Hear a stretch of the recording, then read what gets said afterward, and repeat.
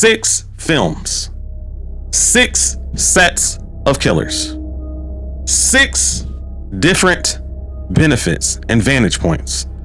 From the genre redefining Scream 1996 to the big city intensity of Scream 6 2023, tonight we will be looking into and giving you the biggest strength of all 6 Scream movies.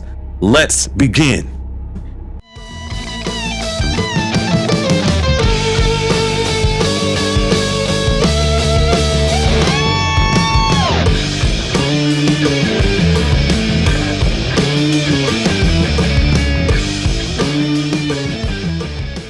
So let's go ahead and discuss the biggest strengths of each of the Scream movies, starting in reverse order with Scream 6 2023.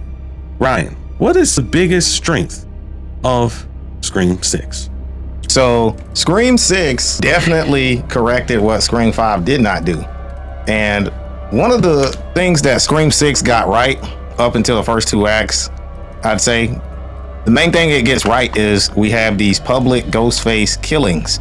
So these come as a surprise because most of the sequences where Ghostface kills someone throughout Scream 1 through 5, now 5 does have a broad daylight kill, but speaking very broadly, Scream 6 is able to do what those other sequels doesn't do by having these public killings, and we're not used to it because the sequels or the earlier installments before Scream 6, they're usually in houses or in theaters. And when I say theaters, I'm talking about mainly that studio from Scream 2. So it's more so in areas where Ghostface is one-on-one with his victims, his or her victims.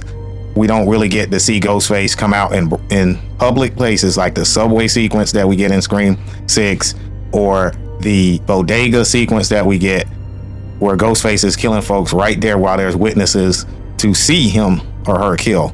That is what Scream 6 gets right. Kevin, what does Scream 6 get right? So Scream 6 gets right the big city. So the biggest strength of Scream 6 is the fact that it's set in New York City. This is the one positive that I see with the Radio Silence director team. After all, you guys have perhaps listened to my review of Scream 6 and you've heard the tier counts and things where I point out a lot of mistakes and call out the directors for those particular mistakes. But I will have to give what they did right. I'll have to give them credit. And that's the scenes there throughout the movie of the Big Apple. So the opening scene I thought was phenomenal. You have a professor on a dinner going to a date late at night at a bar, and she's perhaps on a Tinder date, and her date is lost in the big city, which is plausible. And so she goes out of the bar to try to find her date and meets her demise there with that killing, showing the gruesomeness of even though you're in a public setting, how you still can be taken out. We see the bodega scene, which is a similar example where 2 people are taken out in the scene, and the horror, the scariness of seeing someone with a shotgun in public in front of eyewitnesses, but still carrying out the brutal murderous attacks. And then other scenes that we see throughout the movie where people are being killed or attempted to be killed on a subway in other public forums, like falling off or pushing someone off a ladder in a skyrise apartment place for them to meet their demise, shows that even in a public setting where people are all around, horrific things still can take place. And so giving us that, they did a phenomenal job. So I tip my hat off to Radio Silence with setting the stage in the Big Apple. Not many horror movies have done that. And the ones that have done, Jason Goes to Manhattan with Friday the 13th franchise, did a terrible job. And so I tip my hat off to Scream 6 for pulling off this feat. Ryan, Scream 5, 2022. Can you tell me, what did they do right? So Scream 5 gets right the increased gruesomeness of the Ghostface kills, people. So if you notice in Scream 5, from the earlier, like comparing it to the earlier installments of Scream, you'll notice that Ghostface seems like he's a little bit slightly more brutal. And some examples of that are the opening sequence where Ghostface breaks Tara's leg. We've never seen Ghostface break legs, break limbs. He also stabs her through her hand. That's not something we're used to seeing. We're used to just stab in the stomach or the back. And then we get a scene where Ghostface stabs Wes Hicks, portrayed by Dylan Minnette, stab him right through his throat. And you see that knife come right out his throat. And you're just like, wow, man, Ghostface is not playing in Scream 5. So I think that's what Scream 5 gets right. That's my main positive that I have. Kevin, what about you? So Scream 5 gets right one particular character. And that character is Mindy Meeks Martin. So basically the triple M. So they get right the triple M here. And so what I mean by that is for the last two, the previous two movies, Scream 3 and Scream 4, these movies didn't really have that meta commentary. Now you might say, well, wait a minute, Kevin, Scream 3 had the meta commentary through the video that Randy's sister shows our characters. But seeing Randy Meeks retcon himself via video is not the same as Randy Meeks being a part of the film. In Scream 4, you might say, well, they did that through the whole cast of characters with commenting. Jill commented on horror franchise. Other characters commented on the horror franchise. So we got that through a plethora of characters, but it's not the same. So the fact that we get that here with Triple M, with Mindy Meeks Martin, is a blessing in disguise, because we've been missing Randy Meeks. And while she is not quite on the level of Randy Meeks' character, the actress who plays Mindy does a wonderful job of giving us that meta commentary, especially with what is a requel and talking about recent movies that attempt to be requels, like Star Wars and other types of things. And so I really enjoyed that the meta commentary was given back to us in Scream 5 because we were missing it in Scream 3 and 4. And this is what made, as I've told you before, this franchise so different and unique to other horror franchises. And it's the reason why we saw a revival in horror in the late 90s. It's due to Scream's meta commentary. So the Triple M is what this movie got right. So moving on to Scream 4, 2011. Ryan, what did Scream 4 get right? So Scream 4 gets right the motivation of the Jill Roberts character, Ghostface. So that Ghostface is almost great, with the exception of the physicality, as we have mentioned in several videos. But what that movie gets right is Jill, man, because Jill motivations are they're very unique. They're not a copy of Stu's or Billy's. It's seemingly more genuine, and it's hinting at what is to come in the future, kind of forecasting, because at this time, it was 2011. Social media was popular, but it wasn't where it is now. Social media is almost everything right now. Everybody is on social media. Whereas back in 2011, that wasn't really the case. So Jill want the fame and the notoriety, and it was the jealousy of Sydney, or jealousy of her cousin, Sydney. She hated her cousin because her cousin was popular due to the events of Scream 1. So what Scream 4 gets right is the Jill Roberts character. Evan, what does Scream 4 get right? So Scream 4 gets right the clout era.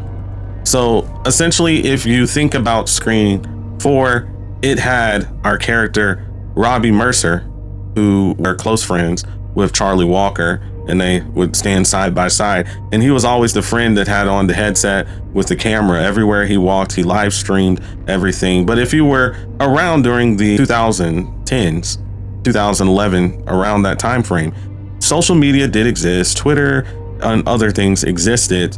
However, live stream was not as popular as it is today. It was a new phenomenon that people wouldn't just videotape themselves, but that they would go live for an entire day and show themselves on camera, on webcams and stuff, playing video games and live streaming. And then we see the rise of these different apps that now the live streamers there are some of the most popular, most famous people in the world there. I believe, what was it, I Show Speed, or whoever the young guy's name that's so popular that he'll go to different places around the world and people know who he is, and he's this 20-year-old streamer. And he's also appearing in Super Bowl commercials at the age of 20 as a streamer. It was this movie that predicted that. Remember, it was Jill Roberts who says, "I don't need friends, I need fans." I don't need friends, I need fans. And exactly what she said has come true as we see the rise of these streamers taking the place of being the most influential and the most famous people, not just in the United States, but in the world. So this movie predicting that live streams would become a big thing, and that it would become so big that people would pursue this over friendship, is something this movie gets right. So Ryan, moving on to Scream 3, 2000. What does this movie get right? So everybody always likes to give this movie a headache and always basically dogging this movie. And as I've said before, this is not the worst movie in this franchise. And the main thing that this movie gets right, in my opinion, is the extra layer we get on the Maureen Prescott character's backstory. Because if you've seen Scream 2, which I'm sure you have, we don't get really any backstory on Maureen Prescott in that movie. So this movie adds another layer because we are dumped with Maureen's character's backstory in Scream 1. We don't know anything about Maureen Prescott because we've never seen an on-screen presence of her, period, in this franchise. But getting that extra layer of backstory, learning about her acting career in Hollywood and her having having a son who's the half brother of Sidney Prescott, it was interesting to get more kind of a story on her because we don't know that much about her, and we are told all these things in Scream 1 and we never see her. So that's what Scream 3 gets right. Kevin, what does Scream 3 get right to you? So Scream 3 gets right the showing of Sidney Prescott's trauma, and also particularly the showing of her healing. So a lot of times in horror movies, it talks about the trauma. We see people's trauma. We see reenactments of them dreaming and thinking and going back in time and reliving their trauma. But a lot of times what we don't get is healing from the trauma. This movie provides us with that. And so in Scream 3, we see this hermit named Sidney Prescott, who's living as a recluse in society up in the hills. She has a job where she works from home. She has all of her food, everything that she could want right there in that home that she's living in. So she doesn't really have to go out and face the real world. How many of you have been there, especially if you were around during COVID, when everything was shut down and everybody was told to go home and everybody was told to work from home and everybody was told that if you go around and talk to people or if you participate in social gatherings, you are not cool. But guess what? In order to heal in life, especially to overcome our struggles, our challenges, our trauma, we need to be around other people. And so we see that by the end of this movie, Sidney Prescott is going back to her home, but not alone. She's invited her friends, Dewey, Gail, and then also the detective, McDreamy, who's in the movie as well there. And so we see that, and instead of getting on the security system and locking the door tight, she decides not to arm the security system and to leave the door open and go hang out and watch a movie with her friends.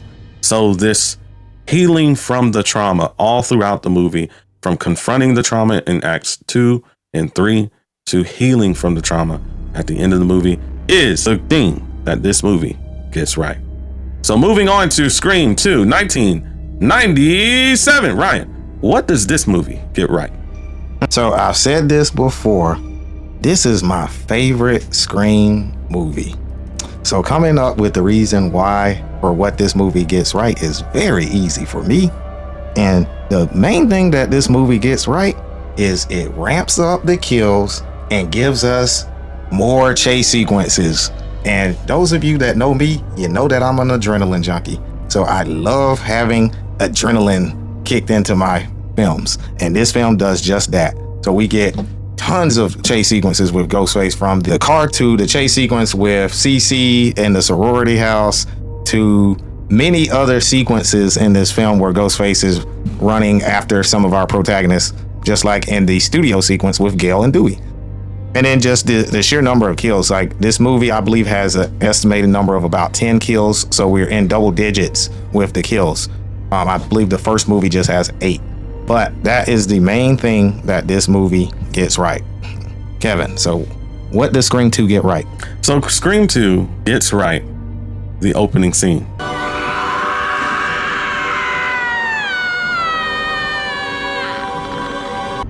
So some of you may say, oh no, that's not true, Kevin. The opening scene that's done right is Scream 1996. And we've already talked about that. Watch our other tier counts and other reviews of Scream 1996. However, I digress. Let's get back on point. So what Scream 2 1997 gets right is the opening scene. Here we have Maureen Evans and Phil Stevens, played by Omar Epps and Jada Pinkett Smith. And so they're acting as a couple going to a Stab movie to see Stab here. And they give this meta commentary about the state of horror as it relates to African Americans, not really their culture not being a part of the horror franchise in a way that they believe should be a part of the franchise. And I don't know if you know this, but having, as a person who is African American and stuff like that, sometimes that's true, not always, but it is interesting. And I tip my hat off to the movie to add that fact in, because I don't know if you've ever been in situations where you're the only person that looks like you in a space and everyone's culture is different than yours, and you're having to adapt to that culture there, and people don't really know nor care to know about your culture. That's a tough spot to be in. However, I'm happy that this movie does discuss that, because as Americans, there is an American culture there and things like that, and assimilation to it is a part of being an American. But at the same time, we can also share and embrace other cultures. It's not one or the other, either assimilate or get out. It's you can assimilate, and we should also be open to sharing. So I am happy with this opening scene giving us that. And also, it was an entertaining opening scene with the kills there of Phil and Maureen in this opening scene. But let's move on. So, Ryan, Scream 1996. What is the thing this movie got right? So, Scream 1996, everybody's beloved Scream film. Also, my second favorite Scream film. My first is Scream 2, as I've just mentioned earlier. So, what Scream 1996 gets right is that opening sequence. That opening sequence is the best opening sequence in a horror movie to date. You cannot show me or convince me that there is a better opening sequence. This was the best. This sequence built up tension. It made you feel what the character of Casey Becker was, what she was feeling when she was on that phone call. It catches you off guard. It's not a typical easy, it wasn't an easy opening sequence to figure out what was going to happen, because Drew Barrymore portraying Casey Becker was a major Hollywood actress at the time. And so you're thinking that this girl is going to last a long time on this film and be one of the final girls, because she's on the poster of Scream, the 96, all over both theatrical posters. So you're thinking this girl's going to last the whole movie, and they just take her away from you within that 12-minute span. And it's also very sad, because you still never forget that part of the sequence where you see her parents come home and she's so close to getting to them, but she doesn't make it, and her parents end up seeing her strung up in that tree where she's disemboweled, and her mom is screaming at the top of her lungs, and her dad is just completely shocked to see that sight. That was very sad to see her demise, and it just captures you very well. This sequence is one that we've never seen before. We've seen mimicry of it, Scream 5, but we hadn't seen any sequences like that before in a horror movie. And so that's what Scream 1996 gets right. Kevin, what does Scream 1996 get right? So Scream 1996 gets Randy Meeks right. So oftentimes the character who knows a lot, but maybe not physically strong as some of the other guys in the movie, is usually the first one to go in the horror movie, if not the first, one of the first to go. However, what Scream does is it subverts the trope that the weak guy dies first. And it does so with Randy Meeks. We see that Randy Meeks is not physically strong. He's not physically intimidating in stature. But one thing he is strong in is his knowledge of horror and his ability to critique horror and provide a critique of horror throughout the whole entire movie. Some of my best scenes that I like in Scream 1996 is the blockbuster scene where we see Randy Meeks talking about critique and stuff like that, and also of tropes of horror, and also talking to Stu Macher at the same time. We also see that in the Act 3 of the movie where we have Randy Meeks' famous speech where he delivers the tropes of the horror franchise. How if you have sex, you'll end up dying in a horror movie. How if you will say, hey, I'll be right back, you'll end up dying and never get back in a horror movie. I enjoyed that. That's the best part of the movie, with Randy Meeks giving us that meta commentary, which resuscitated the horror franchise. That's the best thing of Scream 1996. So Ryan, what are we working on? So we're working on getting some niche specific Scream content out to you all. And then we're going to go to the premiere of Scream 7 and praying that this is going to be a great installment to the Scream franchise. And then we'll get some reviews out to you all dealing with Scream 7 in the near future. And hey guys, we would like to know your thoughts about all 6 Screams. What do you think is the biggest strength or the thing that each movie did right? Please post in the comment section below. And remember, Fright Fam, be watchful.